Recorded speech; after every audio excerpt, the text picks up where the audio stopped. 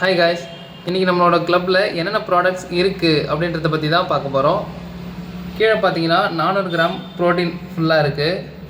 அடுத்து பார்த்தீங்கன்னா ஃப்ரெஷ் 7 ஃப்ளேவர்ஸுமே இருக்குது.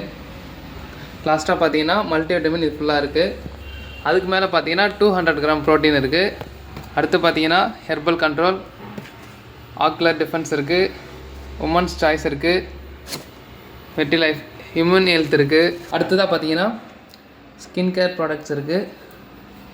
அடுத்ததாக பார்த்தீங்கன்னா இந்த வெயில் டைமுக்கு ஏற்ற மாதிரி ஆல் கான்சன்ட்ரேட் இருக்குது, லிஃப்ட் ஆஃப் இருக்குது.